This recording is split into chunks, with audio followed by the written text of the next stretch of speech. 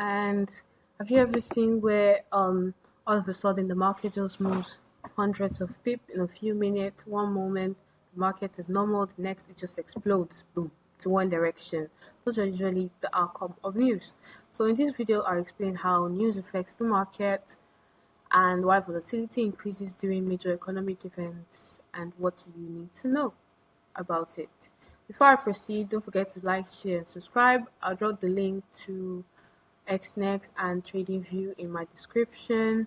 You can register as your broker and then make use of TradingView as your charts. So, first thing, what is the market news? Market news is referred to economical reports like central bank announcements and other major events or news that provide new information about the economy. And when important news is released, traders, investors around the world react by buying or selling currencies and other assets. And that's why all of a sudden it can cause large price movements in the market.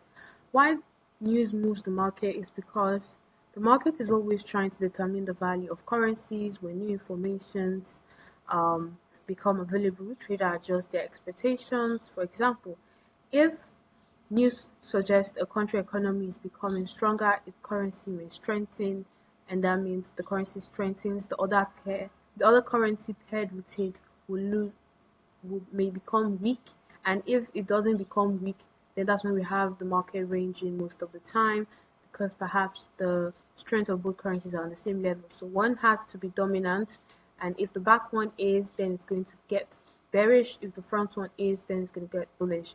So in cases where the currency may strengthen or weaken depending on the news, you just know what to do.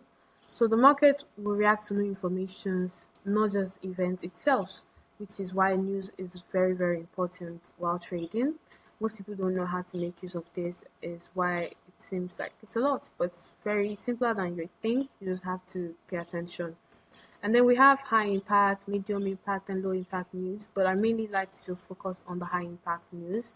And any other one that's not in the category of the high impact news, I disregard. Not like it's not important, but it won't really have so much effect on the market, which is why I say I would disregard it. So the high impact news is often grouped into three. Sorry, it's not grouped into three. The high impact news, the news itself is grouped into three, is what I was going to say: the high impact, the medium impact, and the low impact. So the high impact news is usually, for example, market interest rate decisions, inflation report, employment reports, and central bank speeches. Those are examples of high impact news. And the medium, this just don't really move the market, which is why I said before that I would disregard. So does the low impact news. And example of high impact news are NFPs, non-farm payroll, CPI, consumer price index, GDP, gross domestic product, interest rate decisions, unemployment reports, central bank meetings. These events usually have a lot of effect on the market and can make the market very volatile. And what you're wondering what happens during this news? During news release, you may notice larger candles, faster price action, higher volatility, wider spread, price gaps, and rapid change in the direction.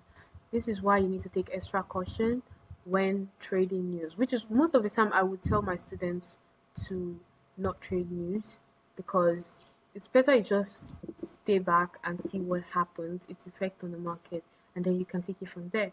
I always tell people that I've taught and the ones I'm going to teach and the present one I'm teaching that always wait for the market to give you its hand. Don't be the first to search for it. You'd always find yourself losing in those cases. Always wait for it to give you the hand. So as a trader, you should um you should also always be cautious because news events can also create unpredictability in the market condition, which is why I say you should stay away from the market because it moves sharply and then quickly reverses. So just allow it to do its thing, and then you can just find an opportunity to follow up or go along with it. And as a professional trader, You must prepare yourself before news is released. Check economical calendar. You can use factory forest. You can use my FX book. There are also some other nice ones, but you can make research on that. But those are the two I can recommend for you to check. The red folders are always the high impact. Um, the red folders are always the high impact news on those calendars, those economical calendars when you use them. And you need to know what events are scheduled, the day, the time, so as to not be a victim of its movement and reduce your risks if you're already on a trade or avoid opening any new trade. The importance of economical calendar is a list of upcoming events along with their release date and time, and this can just keep you in check. So common mistakes people make is ignore calendars or ignore news as a whole, thinking, "Oh, I don't know how to read it, so I don't have to go there. I know how to do my technical analysis perfectly, so I don't necessarily need to feed my brain with so much information." Or maybe you feel like it's too difficult for you to understand, and then you just disregard the whole thing. But the truth is, it is very, very important that you watch out for news because they affect the market on very certain times of the month and of the year. So before you open any trade, ask yourself what news is scheduled for today. Is it a high impact news or not? Will it affect my trades or not? Always have a plan, which is why I talked about us always having a plan. In my last video, I talked about trading plan, and I know that most of you that video might have not really come out great because it was quite noisy. I think it was quite noisy, but I would like to just go over a brief. I would like to just give you guys a brief on what I talked about in that video.